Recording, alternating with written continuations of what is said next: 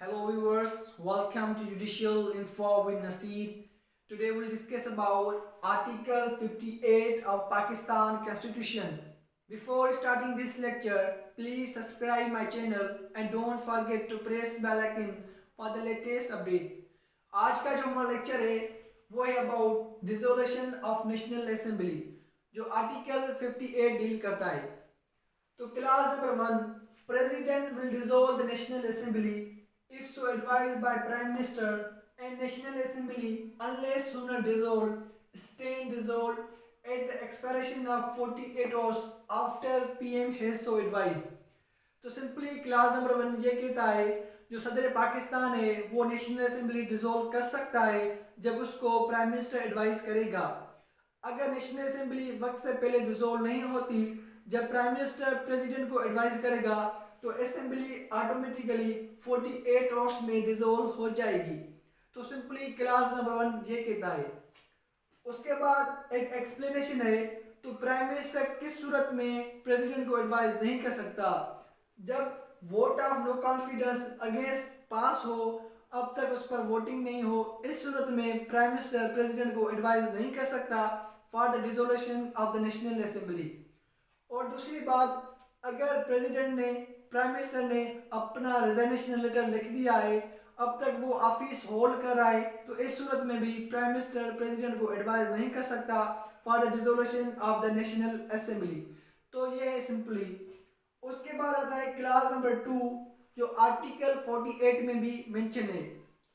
President में dissolve the national assembly in his discretion where vote of no confidence having been passed against Prime Minister, no other member of National Assembly commands the confidence of majority of members of National Assembly।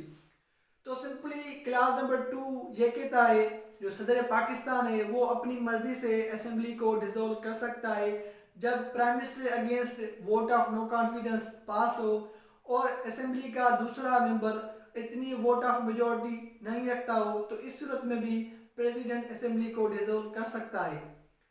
तो class 2 की जो बी है, if government of federation do not run according constitution in case president will send notice about dissolution of national assembly to supreme court of Pakistan within the 15 days.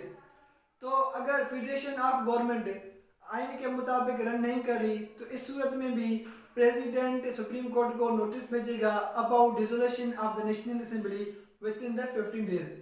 तो उसके बाद supreme court of Pakistan अपनी final judgement देगी about dissolution of national assembly with in the 30 days. तो simply जो class 2 है वो है अबाउट पावर ऑफ प्रेसिडेंट, वो नेशनल असेंबली को डिसॉल्व कर सकता है अपनी मर्जी से। तो जब 28 अमेंडमेंट आई थी 2010 में, तो इस क्लास को ख़त्म किया गया क्योंकि इसके प्रेसिडेंट के पास पावर होता था असेंबली डिसॉल्व करने का, वो अपनी मर्जी से असेंबली डिसॉल्व करता था। तो इस अमेंडमेंट के बाद अब प्रेसिडेंट के पास पावर नहीं है तो असेंबली डिसॉल्व कर सके। अब अगर असेंबली डिसॉल्व करेगा तो सबसे पहले प्राइम मिनिस्टर से एडवाइस देगा, उसके बाद असेंबली डिसॉल्व कर सकता है। तो ये है आज का lecture about dissolution of the national assembly. Inshallah we will discuss next video soon. Thank you so much.